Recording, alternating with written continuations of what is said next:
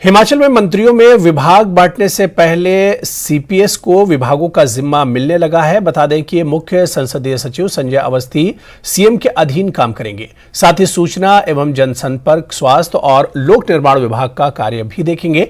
यह आदेश जारी हो गया है। हिमाचल में सीपीएस को मिला प्रभार। मुख्य संसदीय सचिव संजय अवस्थी सीएम के अधीन करेंगे कार्य। संजय अवस्थी सीएम सुक्खू के अधीन काम करेंगे।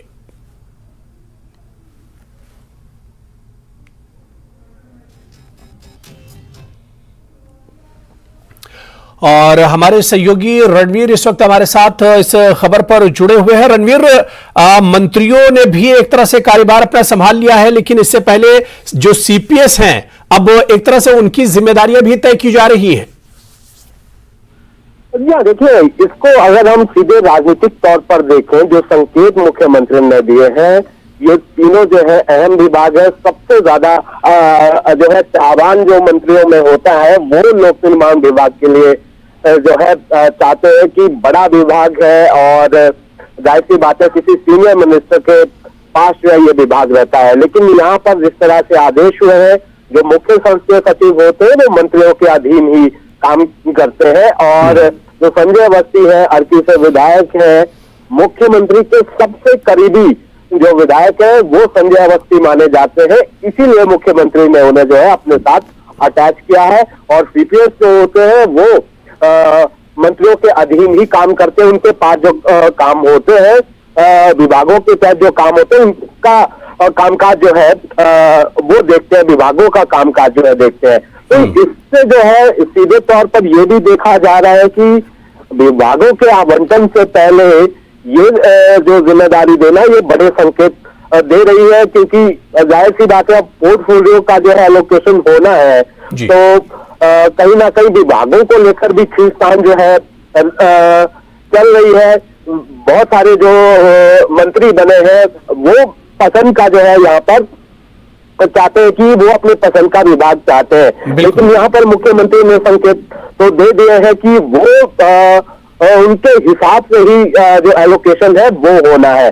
और यहाँ पर ये भी एक तरीके से इसे संकेत माना जा सकता है कि जब ये सूचना एवं जनसंपर्क विभाग है, लोक निर्माण विभाग है और स्वास्थ्य विभाग है, तो उन्हें मुख्यमंत्री ने अपने साथ अटैच किया है, तो इसको ये मानकर भी चला जा सकता है कि ये तीनों विभाग जो है मुख्यमंत्री अपने पास रखने वाले हैं। दूसरा तो ये भी आ रही है कि आज शायद देर शाम तक ये माना जा रहा है कि विभागों का बंटवारा जो है हो जाएगा। हालांकि दिन के समय भी ये चर्चाएं थी, लेकिन यहाँ पर कब ये बंटवारा होगा ये देखने वाली अहम बात होगी, क्योंकि परसों यानी 13 जनवरी को सुक्खू सरकार की पहली कैबिनेट भी है। जी हाँ, बिल्कुल रणवीर, यानी 13 से पहले सरकार एक तरह से जिनकी जो जिम्मेदारी है वो एक तरह से सौंपना चाह रही है, और ये एक तरह से शुरुआत हो चुकी है इसकी।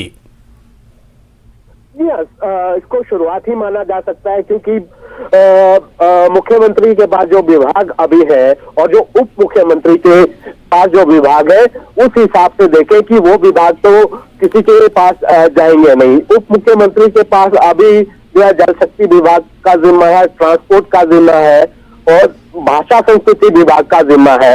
और ऐसे में जो सीपीएस 6 लगाए गए, सीपीएस में से पहले सीपीएस संजय अवस्थी है जिनकी जिम्मेदारी जो है तय की गई है, वो मुख्यमंत्री के साथ अटैच होंगे और वो ये जो है कार्य देखेंगे। तो सीधे तौर पर ये शुरुआत ही मानी जा सकती है, और मुख्यमंत्री की तरफ से संकेत भी यही है कि शायद ये तीनों विभाग मुख्यमंत्री अपने पास रखेंगे। जी बिल्कुल रणवीर, क्या अंदर खाने विभागों को लेकर कोई चर्चा भी चल रही है?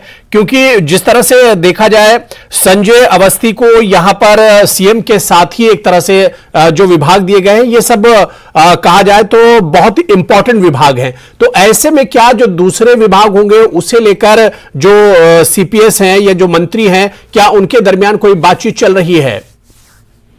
देखिए, जाहिर तौर पर खींचतान तो होती ही है।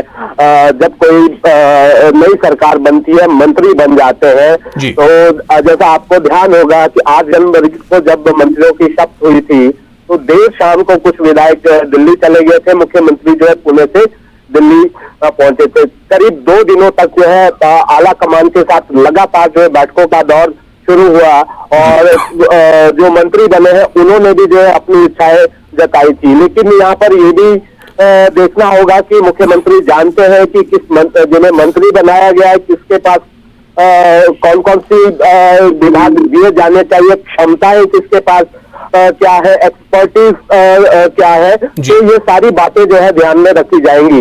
और यहाँ पर खींचतान तो देखिए वो जाहिर सी बात है कि इनमें से 4 जो है नए पहली बार मंत्री बने हैं, तो जाहिर सी बात है उनके पास कोई ज्यादा अहम ऐसी जिम्मेदारी जो है नहीं रहेगी, लेकिन चाह वो भी रहे हैं कि कोई अच्छा विभाग उनके पास हो। और लोक निर्माण विभाग के लिए हमेशा ये देखा गया है कि या तो ये मुख्यमंत्री के पास रहता है या फिर कोई कद्दावर मंत्री हो उसके पास ये विभाग जाता है। और 2-3 अहम महकमे हैं और अभी अगर हम ये देखें, अभी स्वास्थ्य विभाग अपने पास रखा है, वित्त विभाग की जहां तक बात है वो भी मुख्यमंत्री के पास ही रहता है, लेकिन उसके बाद अभी इसके बारे में कोई जानकारी निकल कर नहीं आ रही है कि किसको कौन सा विभाग दिया जाएगा। और लेकिन रणवीर, यहाँ एक चीज ये भी अब देखने वाली होगी कि जब जो सीपीएस है या जो मंत्री हैं उन्हें जब उनका कार्यभार दिया जाएगा या उनका पोर्टफोलियो अगर अलॉट किया जाएगा तो क्या कुछ नाराजगी भी देखने को मिलेगी? क्योंकि जिस तरह से देरी हो रही है ऐसे में लग रहा है कि अंदर खाने सब कुछ ठीक ठाक नहीं है। देखिए, जहां तक अनुभव की बात करें वो भी एक पैमाना रखा गया है और ये भी देखा गया है कि बैकग्राउंड जो है किस विधायक का क्या है और समन्वय बनाने की कोशिश तो यहाँ पर की गई है। खींचतान तो देखिए वो हर सरकार में रही है और जाहिर सी बात है इस सरकार में भी रहेगी।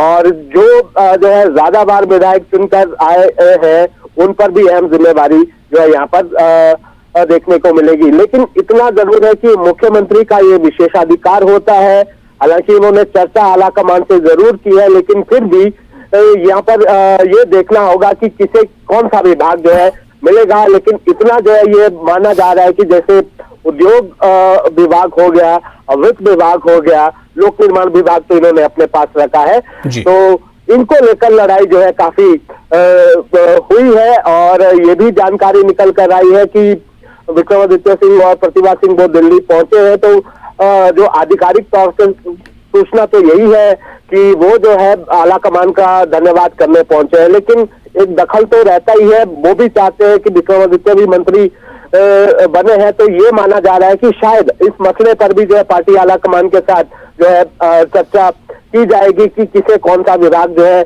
दिया जाए। बिल्कुल बिल्कुल रणवीर, बहुत बहुत शुक्रिया हमारे साथ जुड़ने के लिए और इस खबर पर अपडेट करने के लिए। अब देखना ये बहुत दिलचस्प होगा कि जैसे जैसे जो सीपीएस हैं या जो मंत्री हैं उनका पोर्टफोलियो मिलता है तो इनमें कोई नाराजगी तो नहीं है या अंदर खाने इस तरह की कोई खींचतान तो नहीं चल रही है पोर्टफोलियो को लेकर, क्योंकि एक इशारा जरूर मिल गया है। क्योंकि संजय अवस्थी को जो कि सीपीएस है उन्हें मुख्यमंत्री के साथ ही कई पोर्टफोलियो दिए जाने का एक इशारा मिला है। तो इस तरह से हिमाचल में मंत्रियों में विभाग बांटने से पहले सीपीएस को विभागों का जिम्मा एक तरह से मिलने लगा है, लेकिन अभी एक तरह से शुरुआत है। आपको बता दें कि मुख्य संसदीय सचिव संजय अवस्थी सीएम के अधीन काम करेंगे, साथ ही सूचना एवं जनसंपर्क, स्वास्थ्य और लोक निर्माण जो बहुत इंपॉर्टेंट पोर्टफोलियो हैं ये संजय अवस्थी को एक तरह से दिए जाएंगे और ये तमाम जो पोर्टफोलियो हैं ये सीएम के साथ ही एक तरह से शेयर करेंगे।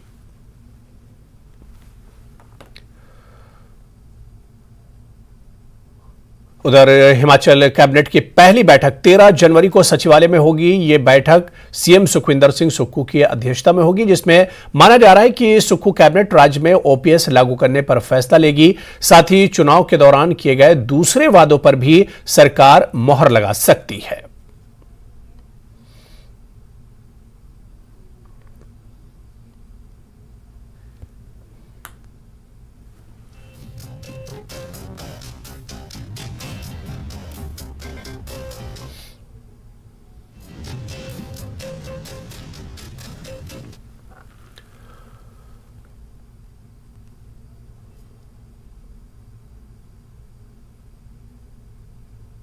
चलिए आगे बढ़ेंगे। जम्मू कश्मीर के मिशेल सेक्टर में 14 डोगरा रेजिमेंट के 3 जवान शहीद हो गए। इनमें से 2 जवान हिमाचल प्रदेश के रहने वाले हैं।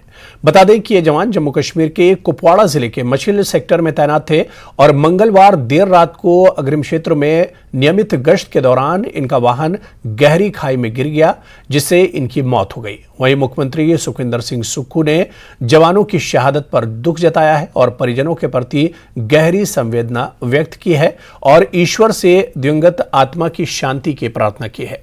राज्यपाल ने सेना के जवानों की शहादत पर शोक व्यक्त किया है। इसके अलावा राज्यपाल ने भी जवानों की शहादत पर गहरा दुख व्यक्त किया है।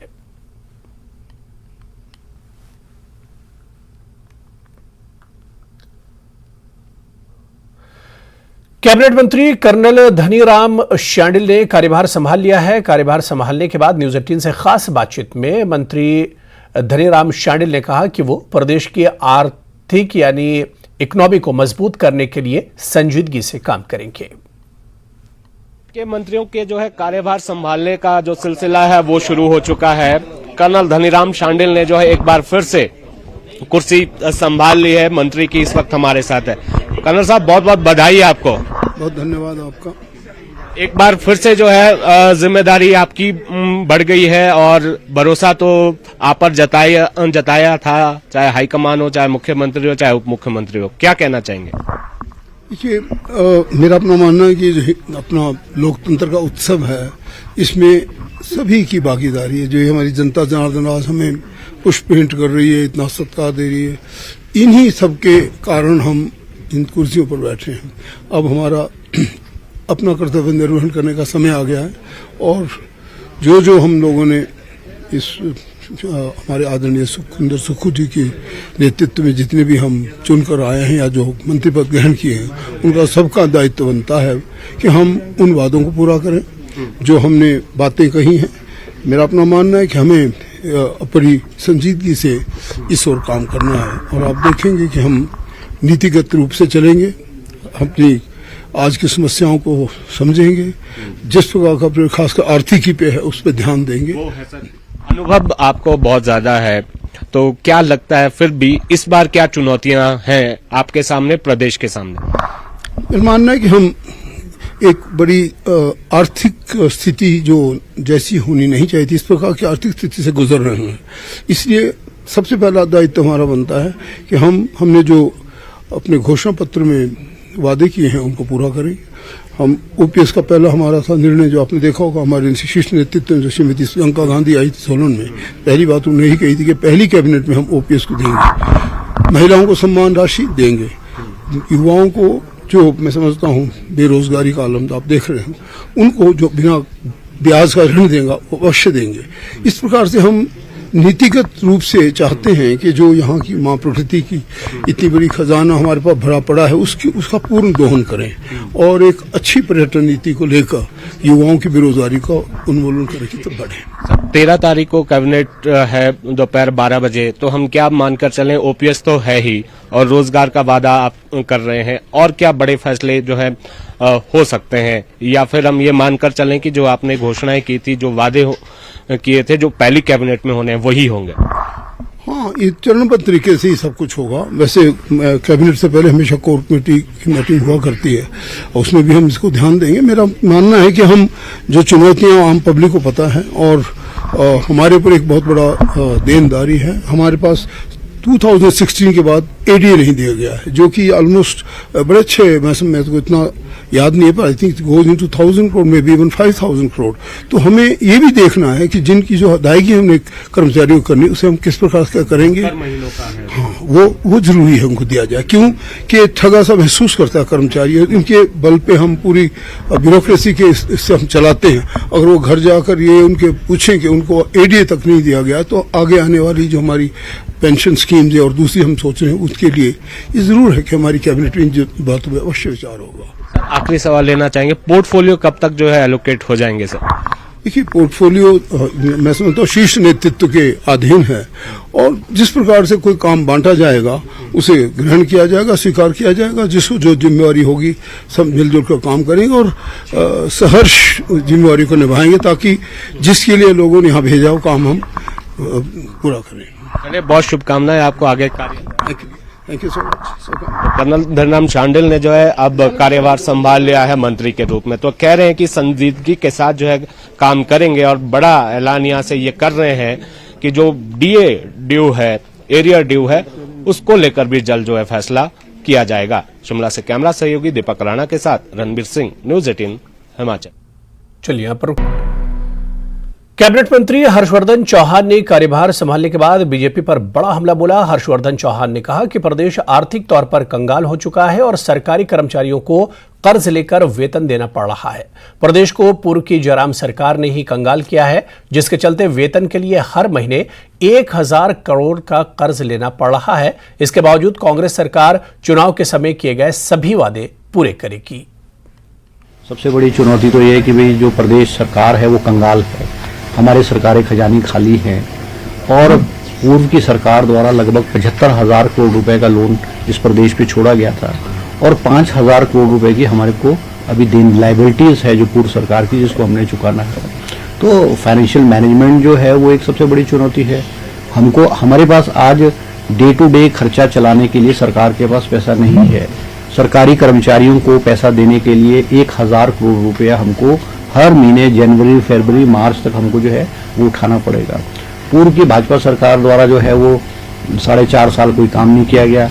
लास्ट में जो है वो 900 के करीब संस्थाएं खोल दी, कोई पैरामीटर पे नहीं बैठती थी, कोई फाइनेंशियल सैंक्शन नहीं थी, कोई बजट का प्रोविजन नहीं था और अगर इसको चलाने के लिए हमको लगभग 5,000 करोड़ रुपए की जरूरत थी, जो हमारे पास नहीं है। उसको डीनोटिफाई करके किया है और जहाँ पे जरूरत होगी वहाँ पे उनको दोबारा से चालू किया जाएगा। तो बहुत सारी चुनौतियां हैं हमारे पास, मगर हम ये आश्वासन दिलाना चाहेंगे हिमाचल प्रदेश की जनता को कि जिस आशा और विश्वास से हमको उन्होंने सत्ता सौंपी है, हम उस पर खरा उतरेंगे। जब भी हमारी कैबिनेट की फर्स्ट मीटिंग होगी, ओपीएस को हम लागू करेंगे। निश्चित रूप में 13 तारीख को पहली कैबिनेट मीटिंग में ओपीएस पे जो है वो मोहर लगने वाली है। और भी बहुत सारे इश्यूज हैं, जैसे हमने कहा है कि 1 लाख लोगों को हम कुछ को सरकारी क्षेत्र में देंगे, कुछ को प्राइवेट सेक्टर में देंगे। तो हमको एक अपना रोड मैप तो हमको जो है बनाना पड़ेगा ना।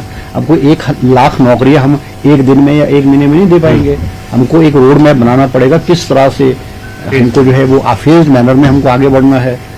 तीसरी जो हमारी प्रॉमिस है हिमाचल की जनता से, 1500 रुपए जो हमने महिलाओं को 18 से 60 साल की महिलाओं को देना है, उसके लिए भी हमको रोड मैप और फाइनेंशियल इम्प्लीमेंटेशन उस पर कितना होगा, हम रिसोर्सेज कहाँ से पैदा करेंगे, किस फेज मैनर में हम किस कैटेगरी को हम कितने लोगों को दे पाएंगे। तो एक मंत्रिमंडल में इस सब पे विस्तृत रूप से चर्चा होगी और आगे का रोड मैप जो है वो तैयार किया जाएगा।